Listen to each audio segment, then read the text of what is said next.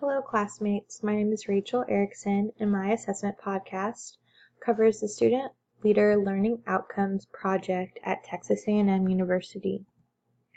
Some history and background of the Student Leader Learning Outcomes was that the project was created in 2005 by members of the Division of Student Affairs at Texas A&M. It was set to identify a process of shared learning outcomes for students in leadership positions across the institution.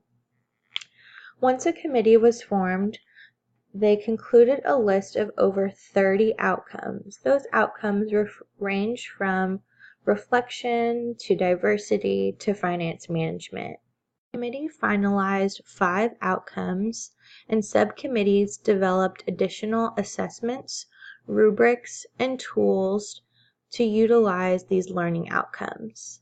In 2007 and 8 academic year, 6 student organizations participated in the Student Leader Learning Outcomes project to be researched and to identify additional rubrics. The SLLO project was created to promote understanding, implementation, assessment, and improvement of student learning. The project is now a consistent tool utilized by staff to enhance lifelong learning and leadership skills. So the SLLO project goals identify 5 different areas. At Texas A&M, they are dedicated to creating an environment where integrative and lifelong learning is encouraged, providing training and professional development for staff on concepts of co-curricular student learning, creating and sharing methods for assessing and documenting student learning in the co-curricular environment, providing evidence of student learning outcomes through participation in co-curricular experiences, and contributing to the body of knowledge pertaining to student learning in the co-curricular environment. So learning outcomes that are identified in the Student Leader Learning Outcomes cover citizenship, communication, critical thinking, delegation, diversity, effective feedback, effective meetings, ethical leadership, fiscal responsibility, membership selection, mission, vision, goal setting, project management, risk management, service, and team and groups. So the Student Leader Learning Outcomes is utilized with organizations, programs, and campus activities, assessment and documentation of learning related to student leadership experiences, and again, the committee created rubrics, learning contracts, and learning outcomes. So in all, the Student Leader Learning Outcomes project was devised to be utilized by advisors and students so they can outline, what's important to students, what skills they hope to obtain and achieve from participating in these groups or organizations, and what they can learn in this co-curricular setting outside of the classroom that can help them in the future to become lifelong learners and be employed in their field. So Texas A&M hopes that an undergraduate participating in the Student Leader Learning Outcomes project will graduate with and master the depth of knowledge required for their degree, will also be able to demonstrate critical thinking, will communicate effectively, that the student can practice personal and social responsibility, demonstrate social, cultural, and global competence, prepared to engage in lifelong learning, and will be able to work collaboratively. The future of the project, they hope to provide additional learning outcomes, that training and resources will be easily accessible and streamlined, and with the easily accessible training and resources, they'll be able to track and share the outcomes of the student leader learning, and this will be able to be shared with other organizations and advisors so that they can maximize learning opportunities.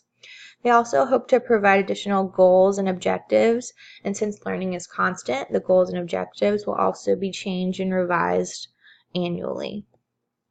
Some corroborated research Dr. Peggy Holzweiss referred to Aston's IEO model, the model of input, environment, and outcomes. So you can see this reflected in the student leader learning outcomes project, because Aston refers to student learning and that it's impacted by the input and the environment and the outcome. So the input would be what a student brings in with them, environment, what they encounter and what they learn. So in this case, the environment would be the student leader learning outcomes project, and then the outcomes would be a direct correlation to this project, and it would be the skills and knowledge that they can present after they graduate.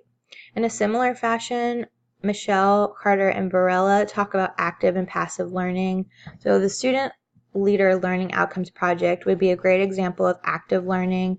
It is similar in the variables that are presented in this text, and it shows that there's a series of qualitative and quantitative assessments that show that active class participation, active research, skills like teamwork and knowledge and skills development show a clear indication of higher GPAs, higher test scoring in those active learner environments.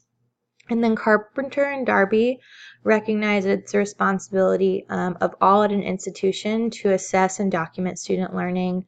So the student learning leader outcomes, there aren't any grades to this project, and Carpenter and Darby tell us that even though students aren't going to receive grades for this, it's important for them to understand what skills that they're achieving, that these skills may not fit into one area, so this SLLO project can show some tangible evidence of the skills they're learning or may need to improve in.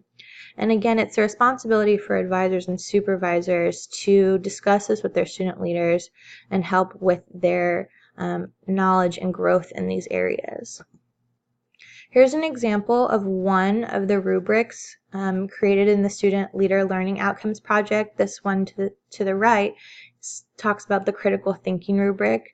You can see that it's more of a qualitative assessment, and it ranges from novice to advanced. So Texas A&M provides several different rubrics, also provides examples of learning contracts, those guidelines, and also the learning outcomes. They also talk about how to start discussing learning outcomes, what type of rubric can be used, because there's not a one-size-fits-all rubric or one-size-fits-all learning outcome.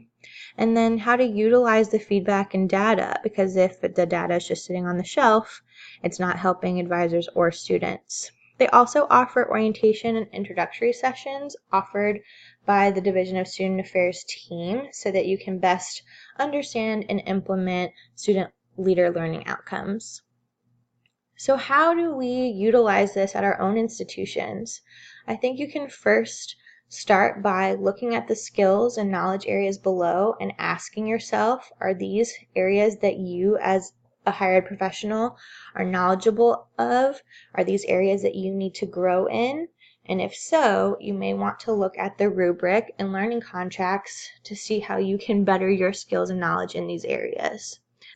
Again, we can begin with ourselves.